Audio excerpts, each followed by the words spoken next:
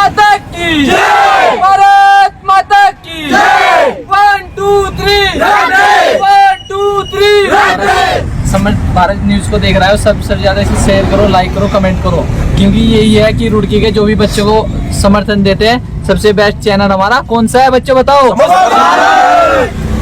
नमस्कार दोस्तों, स्वागत है आपका समर्थ भारत न्यूज में। मैं मुनीश शर्मा चंद लाइनें आपके सामने रखने जा रहा हूं, क्योंकि आज की जो खबर हम आपको बताने जा रहे हैं वो खबर इन लाइनों से बिल्कुल ताल्लुक है। चलो मान लिया कि किस्मत में लिखे फैसले नहीं बदला करते, पर आप फैसले तो कीजिए, क्या पता किस्मत ही बदल जाए। जी हाँ, मुश्किलें जिंदगी में सबको करती हैं तंग, जीत जाते हैं वो जो हिम्मत रखते हैं। आज जो खबर मैं आपको बताने जा रहा हूँ, इसका थोड़ा सा खुलासा या इसका थोड़ा सा जो है हम लोगों ने अपने पेज के माध्यम से 2 दिन पहले जिक्र किया है सोशल मीडिया पर, और शायद आप सभी लोगों ने उसे पढ़ा भी है। रुड़की में कुछ प्रतिभाएं ऐसी छिपी हुई हैं जिनको शायद हम लोग जानते नहीं, लेकिन समर्थ भारत न्यूज हर खबर पर नजर रखता है। एक खबर हमने प्रकाशित की थी 2 दिन पहले कि रुड़की में झुग्गी झोंपड़ी में रहने वाले रिक्शा चालक की बेटी ने रुड़की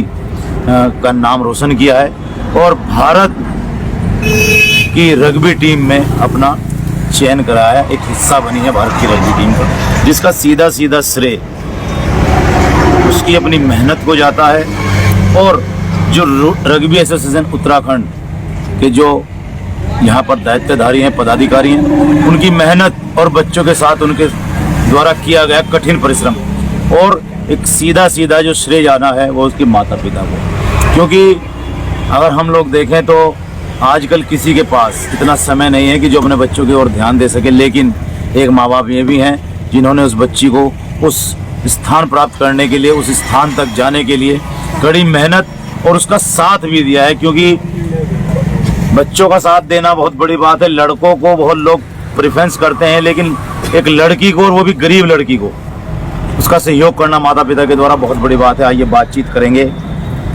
जो लड़की है जिसने नाम भारत की रग्बी टीम में अपना नाम शामिल कराया है, उसने कितनी मेहनत की और क्या क्या परेशानियां उसके और उस परिवार के सामने आई, आपको दिखाना चाहूँगा। यह वही झोपड़ी है जिसमें ये लोग निवास कर रहे हैं। और एक बड़ी बात आप लोगों से कहना चाहूँगा कि सरकार या समाज सेवियों के द्वारा आकर आश्वासन बहुत दिए जाते हैं, लेकिन सहयोग के नाम पर इन लोगों को क्या मिलता है ये अपने मुंह से खुद बताएंगे। सर्वप्रथम उनकी माता जी से बात कर लेते हैं, सुदेश कुमारी। सुदेश जी नमस्कार। शायद बीमार है, बोल नहीं पा रही है ज्यादा, लेकिन फिर भी 1-2 बात पूछ लेंगे, उसके बाद इनके जो कोच हैं उनसे बात करेंगे। लड़की का नाम आया है भारतीय रग्बी टीम में, कितना अच्छा लग रहा है? बहुत खुशी है। कितनी मेहनत करनी पड़ी? बहुत मेहनत करनी पड़ी, तो अंततः मेहनत कामयाब हुई। कैसा लग रहा है? बहुत अच्छा लग रहा, खुशी है जी। ये इनके पिताजी हैं, क्या कहना चाहेंगे जी? बच्चे ने नाम कमाया, भारतीय टीम में आई है, किस प्रकार की खुशी महसूस हो रही है? जी बहुत बढ़िया, अच्छा किया है लड़की ने, जो मेहनत करी जी। हम आज खुशी से फूले समा रहे हैं जी। आप एक रिक्शा चालक हैं जी, कितनी कमाई कर लेते हैं दिन में? मिल जाते हैं साहब, खर्चे पाने के 400-500 रुपए तो बच्चों खाते निकाल लाता हूँ। तो फिर कैसे आपको, किस प्रकार जो है आपने बच्ची के साथ इतनी मेहनत की, क्या आपको कहाँ से सहायता प्राप्त हुई? ये तो देखो बच्ची का ही खेल है, सब उसने ही अपने मेहनत से हमें सब कुछ बताया, इसलिए हमने उसका सहयोग किया जी। आगे बढ़ने के। कोच लोग हैं, इन्होंने कितना सहयोग किया, उनका इनको किस प्रकार धन्यवाद देंगे? इनके तो मैं लाख बार शुक्रिया करता हूँ कि इन्होंने मेरे बच्चे का साथ दिया जी। चलिए आइए अब उन लोगों से बात कर लेते हैं जिनकी रियल मेहनत है इन बच्चों के पीछे, और कुछ जो करते हैं इन बच्चों के साथ मिलकर किस प्रकार। ये बात करते हैं। हमारे साथ में आयुष जी और आकाश जी इस समय जुड़ने जा रहे हैं, जो कि इन बच्चों को कोचिंग भी देते हैं और इस रग्बी एसोसिएशन का हिस्सा भी हैं। और सही बात बताना चाहूँगा कि इन दोनों की मेहनत ही है जो उत्तराखंड से इन बच्चों को। पहले तो मैं समर्थ भारत न्यूज़ को बहुत बहुत धन्यवाद दूंगा, जो हर समय पूरी रग्बी टीम के लिए आने के लिए तैयार रहती है। और दूसरा ये है कि जो सलोनी है वो उत्तराखंड की प्रथम बेटी है जिसने भारतीय रग्बी टीम में अपना स्थान बनाया है। और मैं उनके जो माता पिता हैं उनको भी शुभकामनाएं देना चाहूँगा, और जितने हमारे रग्बी खिलाड़ी हैं और जितने प्रदेशवासी हैं उनको भी मैं बहुत बहुत शुभकामनाएं देना चाहूँगा उत्तराखंड रग्बी एसोसिएशन की ओर से।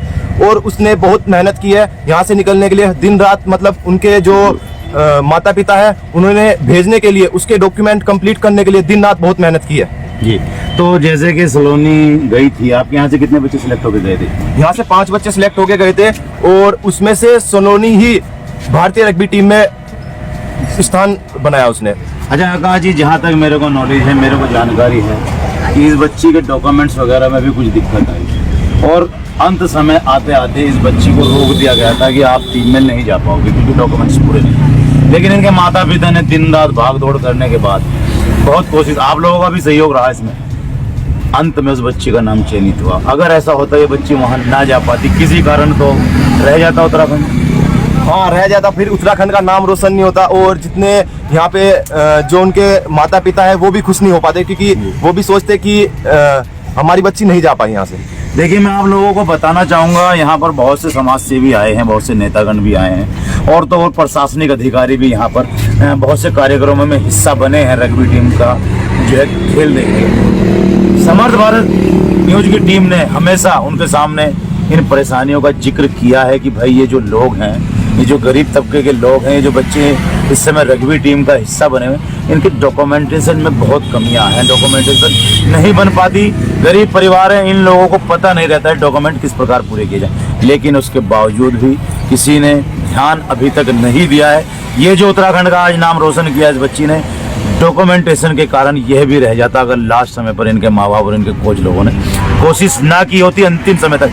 तो हमारी सरकार को, प्रशासन को और राजनेताओं को ध्यान देना होगा इस ओर। ये नहीं सोचना है केवल राजनीति करनी है।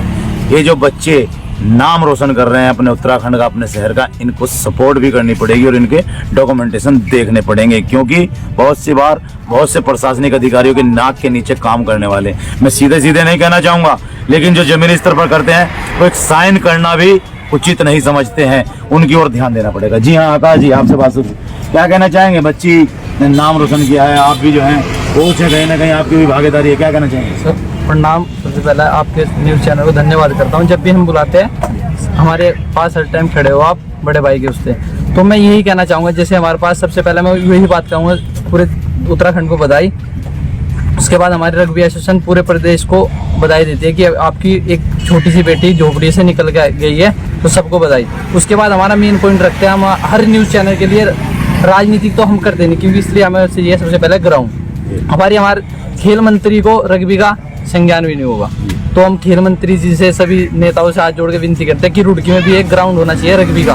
और यहाँ पे रग्बी का नहीं, हर किसी की चीज़ का भी ग्राउंड नहीं है। तो मुझे सबसे पहले वो होती है कि जब हम भी यहाँ पे कुछ साफ सफाई करते हैं, हमारे पास विभाग से कोई ना कोई हमें रोकने आ जाता है, पुलिस लेके। ये कहना चाहूँ। तो देखिए, कहना सीधा सीधा ये है भाई, ये लोग मेहनत कर रहे हैं, नाम रोशन कर रहे हैं, अपने प्रदेश का नाम रोशन कर रहे हैं, अपने शहर का नाम रोशन कर रहे हैं। हम लोगों ने पहले भी आप लोगों को खबरें दिखाई कि इन लोगों को प्रताड़ित बहुत किया जाता है जिस ग्राउंड में, सोलानी नदी के ग्राउंड में, जबकि वह किसी का ग्राउंड नहीं है, सरकारी सिंचाई विभाग का हिस्सा है। बहुत से जो तथाकथित भू माफिया हैं उन लोगों की नजरें बनी रहती हैं, हमेशा इन लोगों को परेशान किया जाता है। और तो और इतना अच्छा कार्य करने के पश्चात सिंचाई विभाग के कुछ लोग, जिन लोगों की टेढ़ी नजरें रहती हैं, कभी प्रशासन के अधिकारियों को, कभी पुलिस को शिकायत करके इन लोगों को परेशान किया जाता है। भाई ऐसा क्या गलत कर रहे हैं ये लोग? खेल ही तो रहे हैं ना, कोई नशाखोरी, कोई चरसबाजी, कोई गांजेबाजी, उन पर नकेल नहीं कर पा रहा है प्रशासन, लेकिन इन छोटे छोटे बच्चों को जो देश का नाम रोशन करने जा रहे हैं उनके ऊपर तथाकथित कार्रवाई, छोटे छोटे पुलिस के जो जवान हैं उनको लेकर, जिनका कोई औचित्य भी नहीं है लोगों को रोकने का, उनको लेकर रोकने की कोशिश की जाती है। और रही बात, इन लोगों के लिए किसी प्रकार का प्रबंधन नहीं किया गया है, कोई सुख सुविधा इनको नहीं दी जाती है। जो ग्राउंड है उसको भी यही तैयार करते हैं और अगर ये खेलते हैं तो इनको वो परेशान किया जाता है। और एक चीज़ बताना चाहूँगा आप लोगों को, ये जो बच्चे हैं कभी ना कभी किसी न किसी रूप में नाम तो रोशन करेंगे ही, तो इन लोगों के लिए शासन को, प्रशासन को, और मैं तो कहना चाहूँगा प्रदेश सरकार को सोचना चाहिए। और जैसा आकाश जी ने कहा कि रुड़की में किसी भी खेल के लिए कोई ग्राउंड उपलब्ध नहीं है, ग्राउंड उपलब्ध नहीं है, सामान किट वगैरह उपलब्ध होना तो बहुत बड़ी बात है, पहले तो ग्राउंड ही उपलब्ध हो। हमारे यहाँ नेतागण वादे कर जाते हैं कि जल्द ही आप लोगों को ग्राउंड मिलेगा या कुछ मिलेगा। अभी अगर रग्बी का कोई कार्यक्रम होगा तो बहुत से समाज से बहुत से नेतागण पहुंचेंगे भी, लेकिन इनकी सुख सुविधाओं की ओर कौन ध्यान देता है, ये सोचनीय विषय है। तो अगर हो सके तो आप लोगों से अगर हमारी आवाज़ पहुंच रही है आप लोगों तक, तो कृपया इन बच्चों की ओर ध्यान दें और जो इन लोगों को परेशान करने वाले तथाकथित लोग हैं, चाहे वो विभागीय ही क्यों ना हो, उनके ऊपर कार्रवाई की जाए।